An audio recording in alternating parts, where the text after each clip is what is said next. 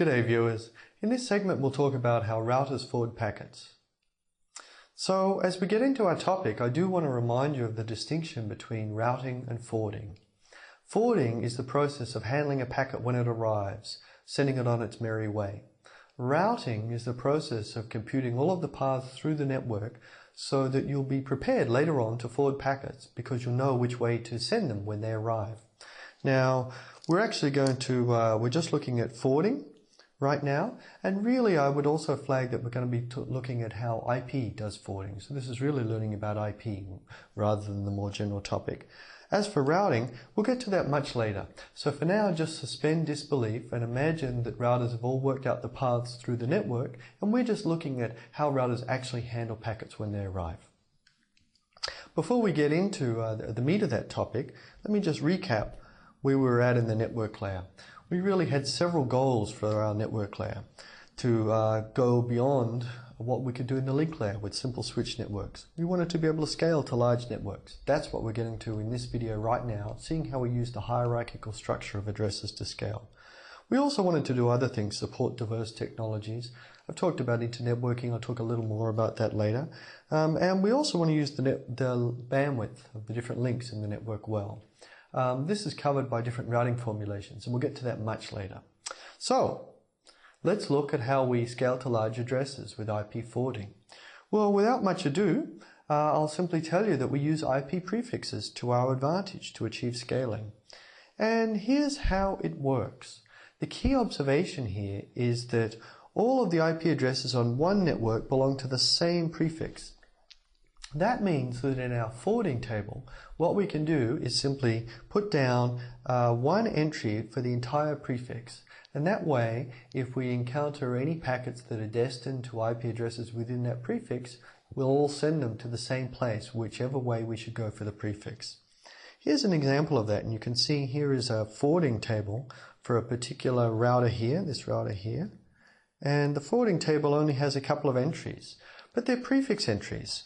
So the first prefix here, it's a /18, and the second prefix is a /22. There are different next hops, so there are different things you do with addresses in each of these prefixes. But both of these prefixes could cover a relatively large number of addresses, many different destination addresses that different nodes were sending packets to. So even though there might be a large number of IP addresses represented here, and you can work that out from the prefix lengths, we'll get to that in just a minute actually, you can see that the forwarding table is quite small. It scales well. Now, it's not quite as simple as I'm making out for IP forwarding, and the reason is this, that prefixes in the table can overlap. If you just imagine a very basic notion historically with classful addresses, the blocks didn't overlap. But with prefixes, you can have prefixes of different lengths and they can overlap one another. To resolve this, we use a forwarding rule called the longest matching prefix rule, which I'll tell you about. And this rule is able to combine the hierarchy that we get from using prefixes with a little bit more flexibility, even though the longest matching prefix rule was a little more complicated than a straightforward table lookup. The rule is simply this. For each packet that you're trying to forward, you look at its destination and you find the longest prefix entry in the table that contains the destination address. That is going to be the most specific entry. This is why it's called the longest matching prefix, of course. So we might find in our forwarding table that that the destination address fits within several different prefixes we have. We want the most specific of those. And then we'll simply forward the packet according to the rules for the next top router for that most specific prefix. That sounds pretty simple. Let's work through an example just to see how these prefixes can overlap and what it means. So here's the same table from before with the address ranges, and I'm going to show them on this figure. Here, IP addresses go up from all 0 at the bottom to 255.255.255.255 at the top. So let's put some of the addresses on here and show where the ranges are.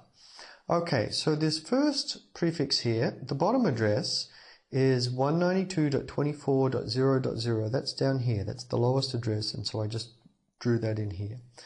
The next prefix in the table, its bottom address is 192.24.12.0, so it's higher, and I've drawn that here. We don't have the top addresses yet. Let's try and calculate them. Okay, so for the /22 prefix, that fixes the top 22 bits, leaves the bottom 10 bits free.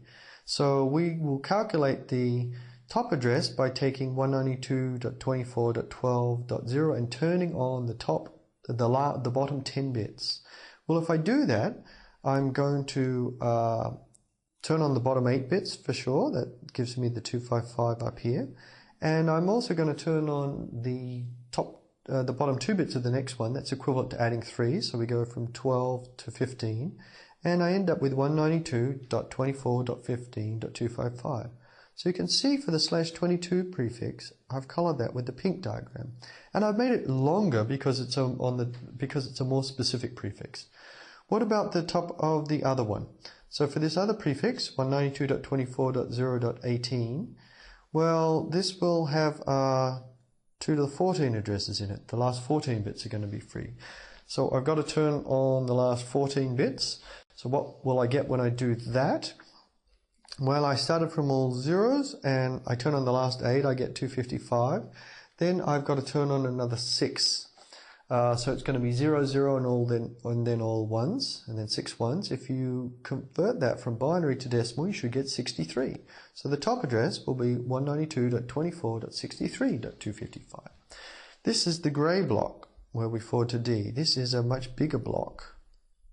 And the other pink block is within it. And I've drawn this to be not as wide because it's a less specific address. Well, anyhow, this is a representation of our forwarding table. Let's try and use it for forwarding now. So I have several addresses here. Number 1, number 2, and number 3. Let's see where they go. The first one, number 1, 192.24.6.0. Well, where is this on our address range? Well, it's somewhere in here because it's below 12.0. So this is number 1. So guess what I want to do to forward number 1? It's in this grey region here, so I'm going to forward it to D. Okay, what about let's do the last one. What about number 3? 192.24.54.0. Where is that? Well, it's above .15.0 and it's below 63.0, so it's going to be in here somewhere. Number 3. So number 3 is also going to go to D. Okay, the middle one, well, you can probably guess what's going on here. It has a .14.32, so that's actually somewhere between the lower and higher address of B, so it's going to be in here. Number 2. Number 3 was in here somewhere. So this one will go to B. So you can see how we use the forwarding table to do this. And this is the longest matching prefix algorithm.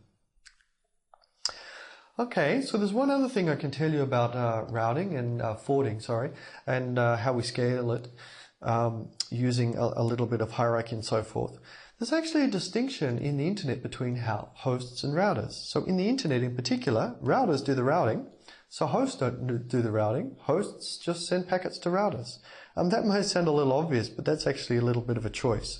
In particular, what I'm trying to say here is we place the responsibility of knowing which way to send packets for all IP addresses on routers. They need to do the routing, so they'll be able to forward to all different destinations.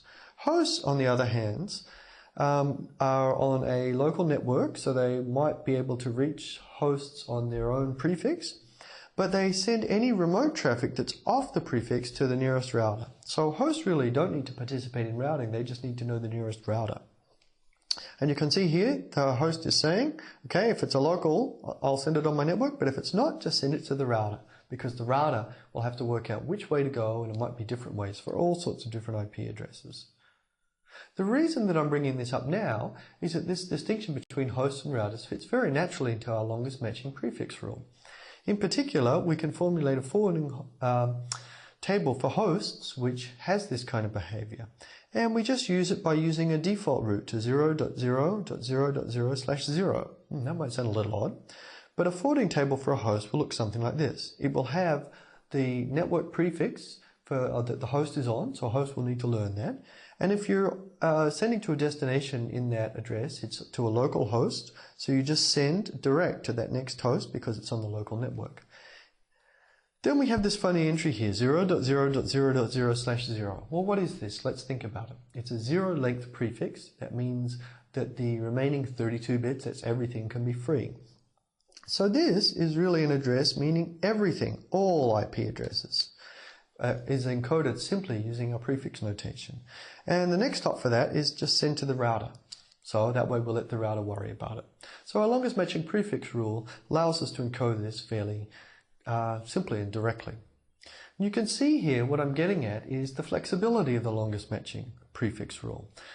In particular, we can use longest matching prefixes in a couple of different ways. We can add less specific entries to a forwarding table to provide a kind of default behavior. You saw that with hosts, send it to the router. But we might also use it for routers within a network. For instance, you might have an enterprise network and routers in it might know which way to go for all sorts of your different networks. But for other IP addresses which are outside of your network, you might have a default rule saying send it to your ISP router.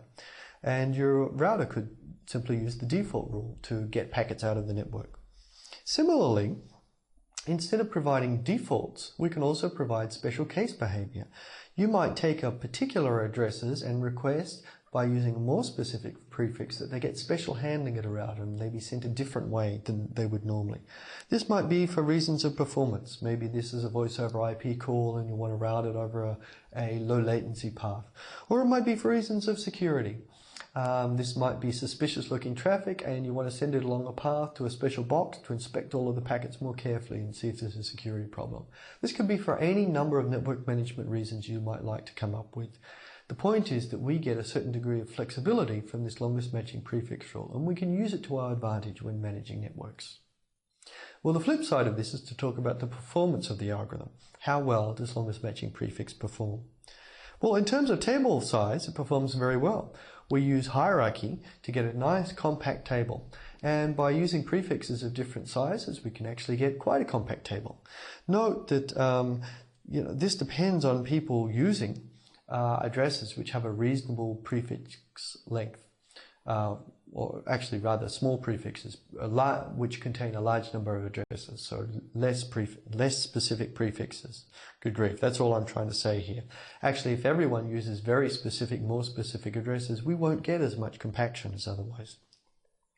And another aspect of performance is just how fast the lookup operation runs at routers.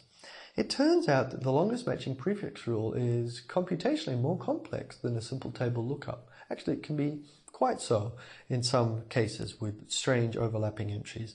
This was a concern when we were trying to build routers in the early days and make them fast. Today it's not really a performance concern. You can just get silicon which will do this and you don't need to worry about it. So I wouldn't worry about it too much if I were you. And finally, I've really just talked about addresses for forwarding. I do want to point out that it's not all about addresses. Here's our picture of an IP header again, and you can see the addresses were in here, but I've shaded in pink everything else in the header, and there are a lot of other fields. What do all of those other fields have to do with forwarding? Well, there are many other small aspects of forwarding. We've touched on some. Well, actually, I'll tell you about others in the future. And let me just briefly mention a few. You might have noticed there's a TTL field here, a time to live field. This value is decremented as you go through routers so that if it hits 0, you can throw away the packet. The reason for this is to protect against routing loops. What if there's a mistake and packets are going round and round in a circle? They can do this very fast and clog up the network. There were also other fields there, such as a checksum. A header checksum is used to just check that the header values are all okay to provide a little bit of added reliability. There are fields in there for fragmenting large packets. If the packet is too large to send it to the next link, we're going to break it into pieces. We'll cover some of this in a segment that's coming up.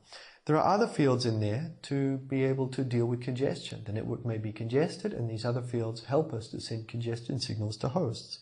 And there's other functionality to be able to generate error messages that goes hand in hand with IP. This is ICMP that will help us manage the network. We'll get to that later. And there are even other various optional fields which I'm not going to cover in any of these videos. If you're interested in all of this, you can look in your text for more information, a little more about IP. But we will get to some of the more important aspects quite soon.